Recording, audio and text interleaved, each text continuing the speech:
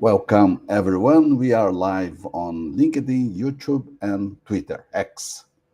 The topic today is climate change pushback and artificial intelligence tidal wave. And with us, we have, yes, Steve Gottenham. Steve is a very impressive executive and author of several books.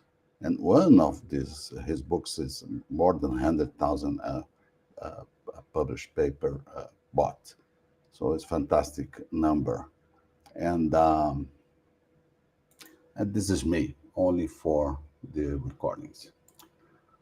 Welcome, Steve. Very welcome. Great to join you again, Armando. Thanks. Perfect.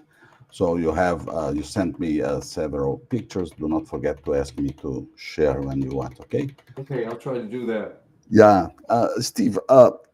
We will have COP30 in Brazil, in Belém do Yeah. Pará, the north part of the country, next month, I suppose, very soon. And United Nations will be the United Nations Climate Conference. So prices are high. We do not have enough positions to the hotels. So how do you see how people from the United States are seeing this event? Well, I was just reading about that, of course. It is at Belém, if I'm saying it right. And the Brazilian government wanted that location because it's part of the Amazon. Yeah. And so delegates could come to grips with some of the problems in the developing world. But I guess as you say, I think the housing is a little bit short there. And so so far we're less than 2 months away, but at least the article that I was reading says only about 36% of the participating countries have confirmed attendance and paid for accommodations. So there's a little bit of an expense problem with trying to get to this conference. How do you expect the topics to be discussed in this event? How do you see them? Well, it's going to be crazy. You know, we have so many things going on. The United States, of course, has all but pulled out of the conference. I don't know if we will even send people. And then we have this artificial intelligence a revolution going on across the globe that is just changing so many things. And we'll talk about that again today. I know we've done a little bit in the past, but well, let's wait till we get to that. But it's going to be interesting. As you know, I'm not a big fan of the UN climate conferences. There'll probably be over 50,000 people come to Belém, and I don't think they really have any effect on Earth's climate, which is dominated by nature, not man-made emissions. So I would prefer that the people of the world work on other important problems like fresh water and reducing disease and getting electricity to the people of the world. We still have somewhere between 600 and 700 million people that don't have access to electricity, and about another 2 billion people that have blackouts or brownouts every day or every other day, much of that in Africa and in Asia. And those are real problems that need to be solved, not trying to stop the world from emitting carbon dioxide. Yeah, that's a good point. That's a good point. Let me ask you, the Department of Energy of the United States do not see climate change as a catastrophic scenario. So, Right. but each 4 years we change the government in the United States. In Brazil, it's the same. So, can be totally different in 3 years from now. Well, it could be very different if the Democrats get back into power. We'll have to see what happens. You can pop up the next slide if you want. Oh, sure. Yeah. Let me. The first one was the Belém slide, I think. Yeah. Right? And then you can pop up the next one, which is the Department of Energy. Oh. So a fairly big change here is that Christopher Wright, the head of the U.S. Department of Energy, went out and asked 4 top scientists that were all climate skeptics and 1 economist to write a report and they produced a report for the Secretary, Christopher Wright. It was titled A Critical Review of Impacts of Greenhouse Gas Emissions on the U.S. Climate. And the scientists were John Christie, Judith Curry, Ross McKittrick, and Roy Spencer. Roy is an advisor of mine. And then Stephen Koonin also is a top economist. And they had only one condition for producing this. They said, you know, the Department of Energy and Secretary Wright and others in the federal government can't interfere with what we're doing. You know, we want this to be an unbiased report. But they basically found that although carbon dioxide is increasing in the atmosphere, that a lot of the other things aren't true. The climate models run hot. There are not more hurricanes or tornadoes or floods or droughts. And also, they said, and I'm going to quote here from the report, both models and experience suggest that CO2-induced warming might be less damaging economically than commonly believed, and excessively aggressive mitigation policies could prove more detrimental than beneficial. So they basically said that you know, the policies the world has been pursuing, and the Department of Energy and the EPA in the U.S. and the Intergovernmental Panel on Climate Change and more than 180 nations of the world, the policies they are pursuing may be more detrimental than the actual climate change itself. You mentioned so, quite a big conclusion. EPA is the Environmental Protection Agency of the United States, right? And they are planning to remove some rules and some regulation at this time, isn't it? Yeah, you can put up the next slide. I have a picture there of Lee Zeldin, and also the 2009 endangerment finding. Now, the Environmental Protection Agency of the United States gets its regulatory powers from Congress and primarily from the Clean Air Act, which was passed in the 1970s and other versions in the 1980s. But in that act doesn't mention carbon dioxide. It doesn't mention greenhouse gases. Nevertheless, in 2009, the EPA under then President Barack Obama passed what they called the endangerment finding. They said that carbon dioxide and other greenhouse gases endangered the citizens and businesses of the United States. And that 2009 agreement is the basis for calling carbon dioxide a pollutant. It's the basis for many laws that have been put into place, particularly by the Obama and the Biden administrations in the United States. Mm-hmm. Well, EPA Administrator Lee Zeldin, who's the head of the group, now wants to roll that back. And so he has announced that he's going to try and get rid of the endangerment finding. And let me read a quote from Mr. Zeldin. He says, quote, "There are people who in the name of climate change are willing to bankrupt the country. They created this endangerment finding, and then they were able to put all these regulations on vehicles, on airplanes, on stationary sources," you mean something like power plants there, "to basically regulate out of existence, in many cases, a lot of segments of our economy, and it costs Americans a lot of money." Wow. So he's going to try and roll this back under the direction of President Trump. And this is already being challenged in court. It's going to end up going to the Supreme Court. And I think the position of the EPA, I think the Supreme Court of the United States works on laws. And I think what Mr. Zeldin is going to argue is that Congress did not mandate that greenhouse gases should be controlled. The original Clean Air Act, we're talking about other pollutants that cause real harm. And so we'll see what happens. But I think it is very possible that the EPA will strike this down. And but again, it's part of the battle going on in the United States. Yeah. And Mr. Trump said sometimes, I don't know exactly when, but wind turbines are the worst form of energy, the most expensive, and windmills should not be allowed to be constructed. Yeah, this was a couple this was a couple months ago. Mr. Trump was in Scotland, and of course, he owns golf courses in Scotland. And what Scotland has done is they've cut down 14 million trees in the last 25 years to put in wind turbines, and they're all around Trump's golf courses now. And you can look out into the ocean area from his golf course and see a whole bunch of wind turbines standing out there too. So he's really unhappy with those.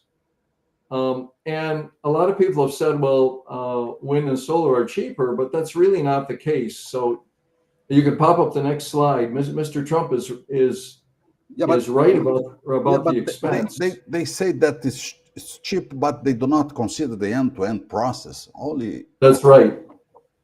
They don't consider the transmission. We've talked about before. Wind and solar required 100 times the land of a traditional power plant of coal, gas, or nuclear. And so you have to build transmission all over the place to try and reach all these wind and solar systems. But this is a graph of wind and solar capacity on the vertical axis. These are the nations of Europe, and that's in watts per person. And then on the horizontal axis is the residential electricity price. Now, if wind and solar were the cheapest, the nations that built the most wind and solar would have the lowest electricity prices. But you see exactly the opposite. You see a curve that's moving up to the right. The nations that put in the most wind and solar have the highest prices. And for example, Ireland. What an example? Germany, for instance, a very high price for electricity, and at the same time, wind and solar capacity is very high too. So Denmark and Germany have amongst the highest densities in the world for wind, and they have 3 times the price of the United States. I'm not sure where Brazil falls, but it's not in this map. I don't know. Right, I know, but this is just an example, and you can put up the next slide as well. Sure. What I've done in the United States here is something a little different.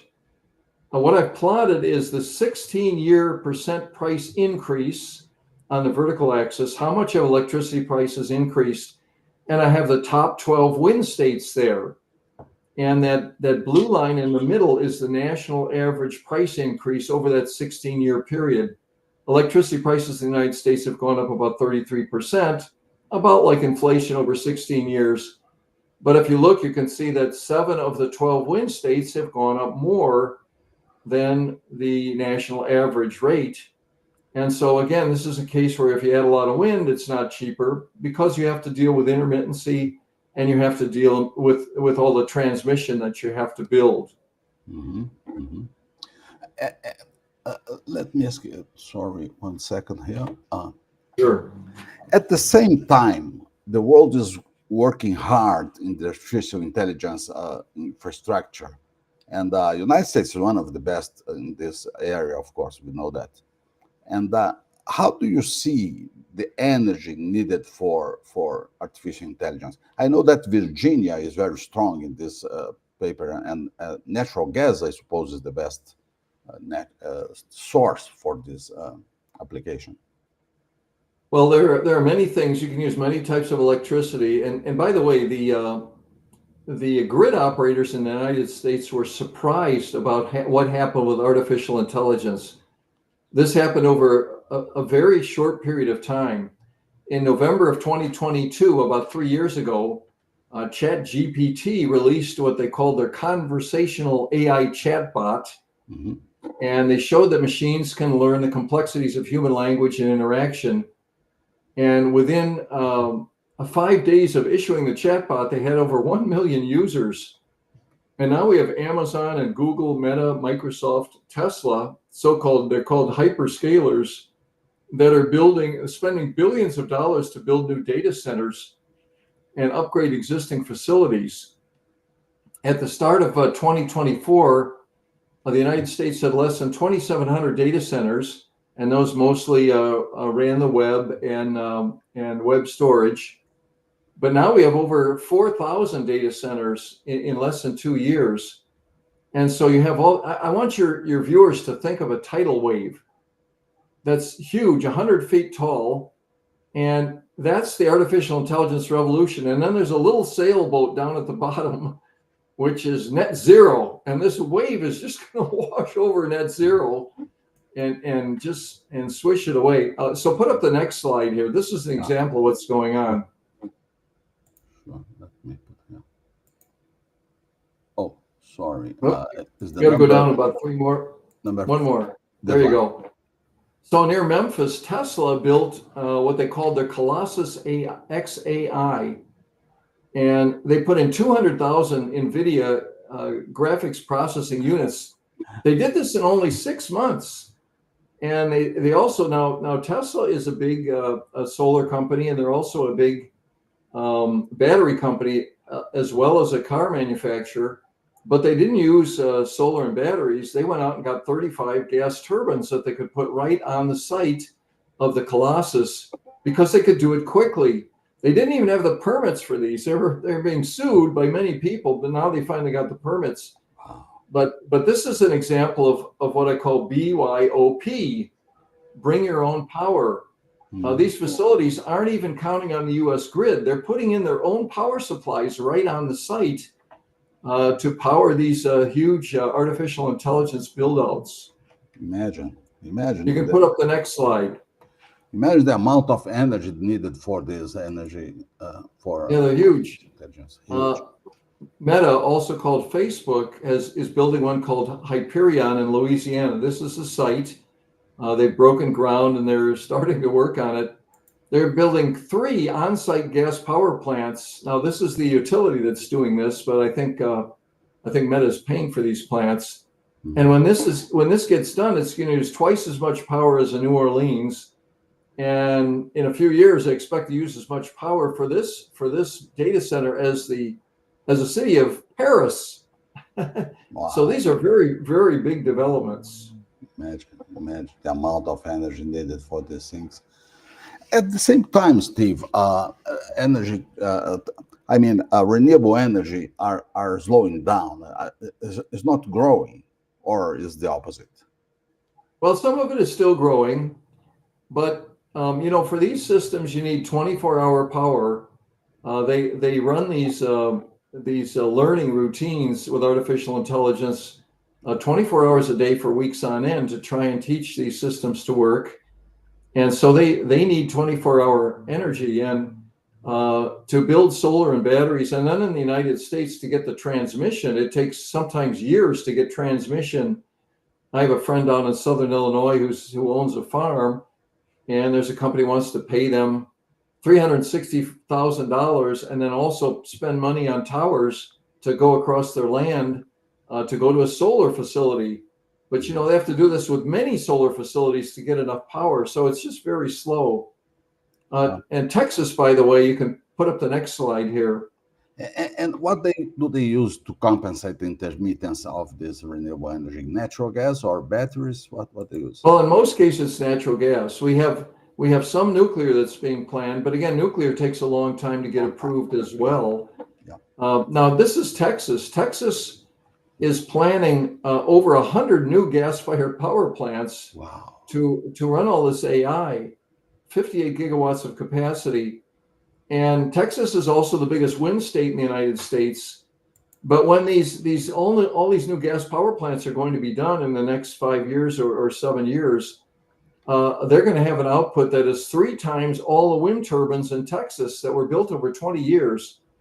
And this is just another example of what's going on around the country, just big, big projects. Oh, my God. Yeah. No, really, we are duplicating energy demand for I don't know how long, but...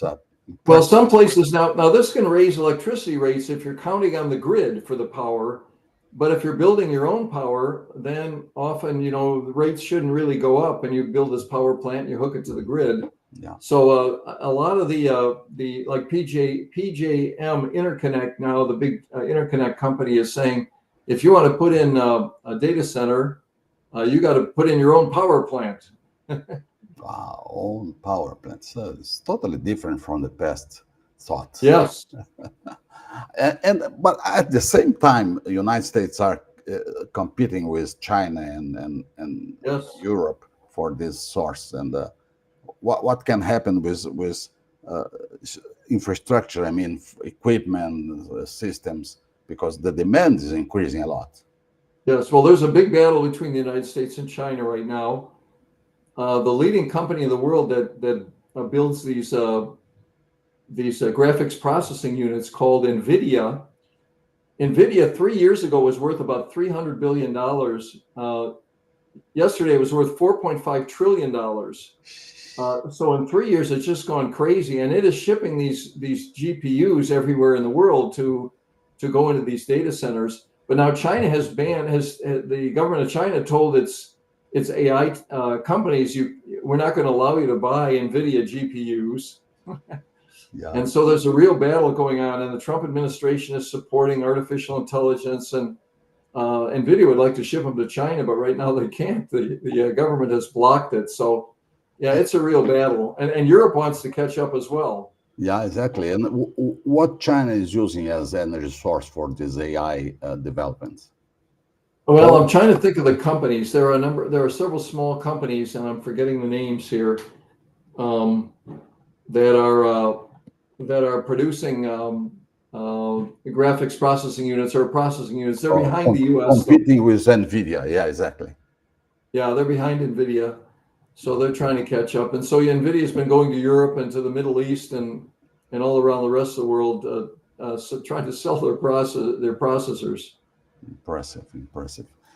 And you have several books, and one of your books, the name is Green Breakdown. And you predict, is very scared about this prediction.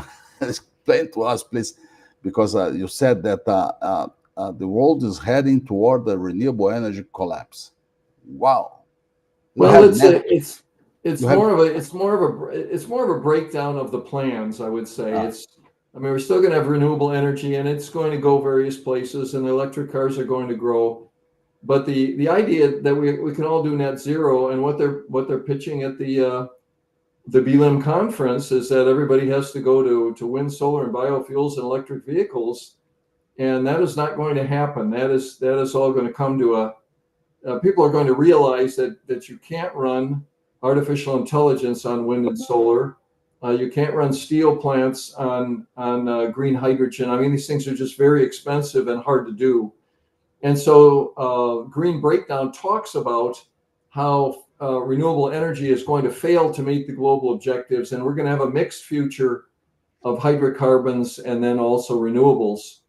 But if you want to put in green energy, what it means is higher energy prices. It means electricity blackouts, like we talked about that they had in Spain a few months ago. It means less freedom because they won't let you have a gasoline car or a gas stove. And it means these energy shocks. People are going to demand a return to low-cost, reliable energy. But do you see that may have an equilibrium with surviving this renewable energy source? Is it reversible energy, renewable energies, or they will be in a growing position, stable, or decreasing? Well, some of them are growing. One of the things about renewables is they wear out fairly quickly as well. And by the way, we're probably going to have a bit of a nuclear surge around the world. In the U.S., they're pushing nuclear plants. Right now, nuclear is expensive and it takes a long time to put into place. But if there are some cost breakdowns, maybe much of the world will switch to nuclear. But, when you put up a whole bunch of wind turbines and they only last 20 or 25 years, you have to replace them. You have to put the new blades on them, or you have to take them down. And we have many places like Germany where they have tens of thousands of wind turbines, and a lot of them are getting old. In Iowa, for example, in the United States, they take them down and they ship them to landfills 2 states away because they don't have landfills that are big enough to put the blades in. What's the destinations of these blades, old blades? What they do with that? Well, some of them in Europe they chop them up and they actually burn them, I think, and I think that help. That's there's some carbon dioxide emissions. Oh my God! But they're very hard to recycle. They're tough fiberglass and plastic. By the way, there's some of these. It's been said, and I don't know exactly for sure, but Mark Mills, the guy who wrote my foreword, who's a good energy expert, has said that in a very large wind farm, there's as much plastic as all the plastic bottles in the world. So It becomes kind of a recycling problem. By the way, the Ivanpah solar system in California now has been shut down after 10 years, and it has several 100,000 solar panels sitting in the desert. They're going to have to do something with those. And Yeah, well, what can we do with that? It's yeah, impressive. Let's talk a little bit about your books. I have, sure. yeah, sure. Let me put here again. Sorry about that, but it's very, very, very, very fast. So I've written 4 books. Uh-huh. The latest is A Green Breakdown: The Coming Renewable Energy Failure, and it is a colored paperback. And it has, one of the fun things about it, by the way, there's a cartoon in front of each chapter that I had an artist draw, and so it pokes a little fun at the whole thing. But this is one of the sidebars here, woke or joke. This is a real headline from an article. Feeding cattle seaweed reduces their greenhouse gas emissions 82%. So some people are saying we need to feed all our cattle seaweed. But it's just, there's just all kinds of crazy energy things and crazy climate things that are in the book, which makes it sort of fun to read. If we could analyze how many people are supporting green energy, how many people are against, how do you see the quantity and let's see how many of them are scientists, how many of them are politicians? How do you see this? Well, I think there's still probably a majority of scientists, probably over 50%, that think climate change is a problem.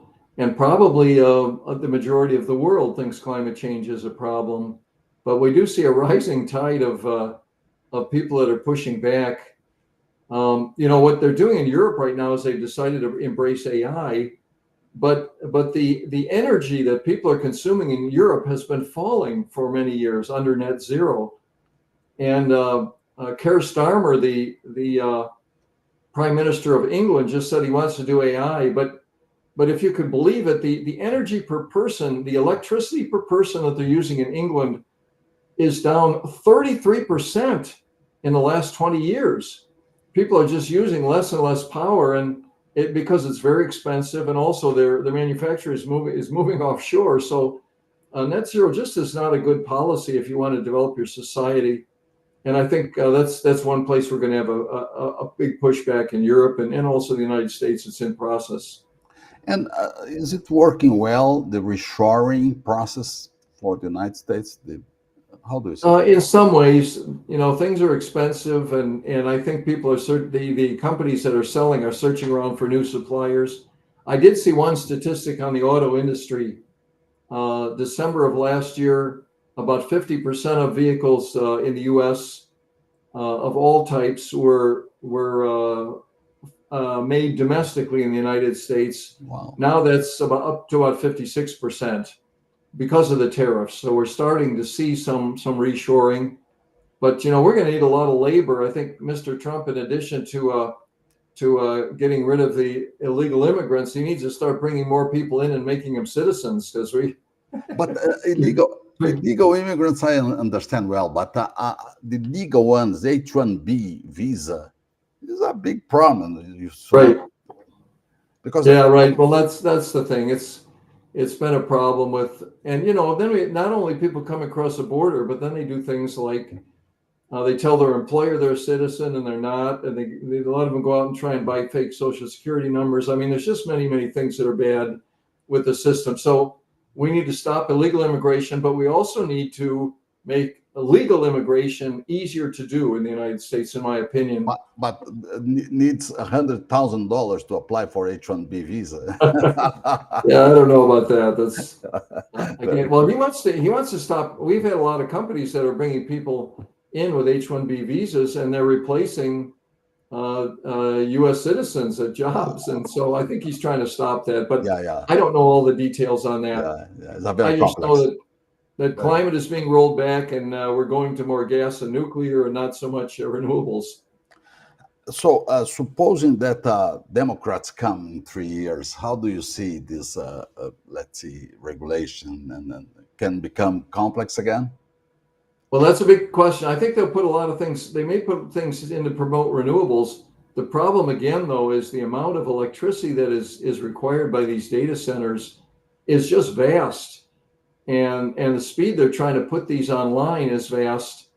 Microsoft just announced one in Wisconsin the other day that they claim is the biggest in the world. I mean, they're all trying to build a bigger one than the next guy, and you can't do these with solar. You just can't do it. So in any case, the tidal wave of renewable energy is going to swing over all this, regardless of what the administration does, and that we'll just have to see what happens with that. Yeah, that's right. That's right. This was Steve Gottenham. Was a great pleasure to talk to you today again. Well, thank you, Armando. I wish you all the best.